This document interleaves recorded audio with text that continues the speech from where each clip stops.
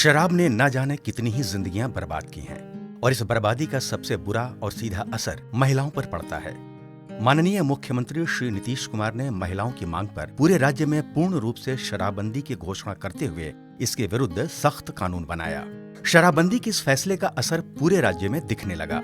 साथ ही पूर्व में देशी शराब एवं ताड़ी के कारोबार से पारंपरिक रूप से जुड़े हजारों अत्यंत निर्धन परिवारों को वर्ष भर विभिन्न जीविकोपार्जन गतिविधियों से जोड़ने के उद्देश्य से एक लोक कल्याणकारी योजना सतत जीविकोपार्जन योजना की शुरुआत 2018 में की गई थी। सतत जीविकोपार्जन योजना के लाभार्थियों का चयन जीविका के ग्राम संगठन द्वारा जन सहभागिता एवं गृह भ्रमण के माध्यम से किया जाता है। ऐसी ही एक चयनित लाभार्थी हैं सुमंती देवी।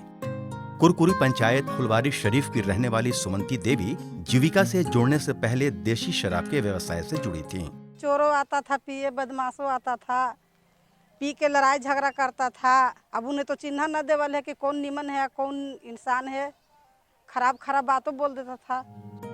जीविका दीदियों द्वारा उन्हें सतत जीविकोपार्जन योजना से जोड़ा गया और इस योजना के तहत दी जाने वाली आर्थिक मदद से उन्होंने सब्जी की दुकान खोली। अपने इलाके के लोगों की जरूरतों को पूरा करने वाली इस दुकान से उन्हें अच्छी आमदनी हो जाती है। अपने सब्जी के व्यवसाय की आमदनी से सुमंती देवी ने कुछ बकरियां भी खरीदी हैं और बकरी पालन से हुई आमदनी से 1 बीघा खेत भी पट्टे पर लिया है। अपनी खेती से भी उन्हें अब अच्छी आमदनी होने लगी है और अब उन्होंने एक भैंस भी ले ली है जो जल्द ही बच्चा देने वाली है।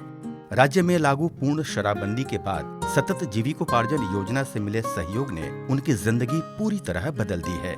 सियारवा लेखा डर के रहते थे, अब नहीं डरते हैं। अब तो कोई आधा किलो सब्जियों लेता है तो उसको ही पैसा लगेगा, सवार हो जाते हैं। हमको उधारे लिया है सब्जी पे पैसा दीजिए, और दारू पी के 5 बोतल चल जाता तो मुँह नहीं उठता मांगने के लिए। सतत जीविकोपार्जन योजना ने राज्य के अत्यंत गरीब परिवारों को एक मजबूत सहारा दिया है। इस योजना के तहत जीविकोपार्जन सूक्ष्म योजना के आधार पर चयनित परिवारों को एकीकृत परिसंपत्ति के सृजन हेतु औसतन 60,000 से 1 लाख रुपए प्रति परिवार निवेश में सहयोग किया जा रहा है। ऐसा ही एक परिवार है लक्ष्मीनिया देवी का। बसेड़तर सरमेरा की लक्ष्मीनिया देवी के पति ताड़ी के व्यवसाय से जुड़े थे और एक दिन उनकी मौत ताड़ के पेड़ से गिरने से हो गई। मृत्यु के होला के बाद बाल बच्चा 6 गो बाल बच्चा, बहुत दिक्कत, खाना पीने के बहुत दिक्कत हो गल। इतना दिक्कत हो गलन कि सुबह खाली तो सांझ नहीं, सांझ खाली तो सुबह नहीं।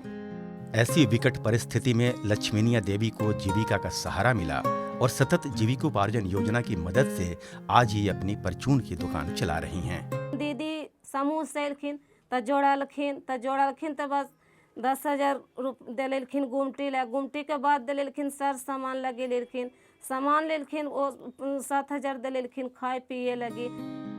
लक्ष्मीनिया देवी की दुकान के आज अच्छे खासे ग्राहक हैं और इस दुकान से उन्हें बेहतर आमदनी हो जाती है। अपने दुकान की आमदनी से उन्होंने कुछ बकरियां खरीदी और कुछ मुर्गियां भी। इन सब की आमदनी से अब उन्होंने पट्टे पर खेत लेकर खेती भी शुरू कर दी है।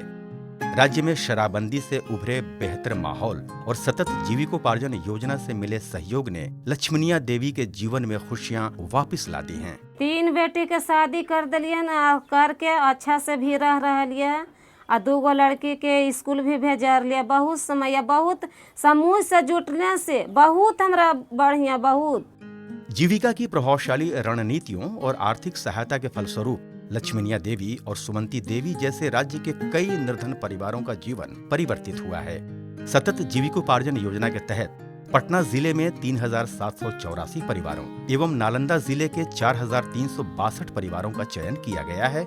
वहीं राज्य में अब तक कुल 1,36,237 अत्यंत निर्धन परिवारों का चयन किया जा चुका है। इनमें से 27,589 परिवार ताड़ी तथा 10,274 परिवार देशी शराब के उत्पादन एवं बिक्री से पारंपरिक रूप से जुड़े हुए थे। सतत जीविकोपार्जन योजना के तहत चयनित कुल 1,36,237 परिवारों की विवरणी इस प्रकार है।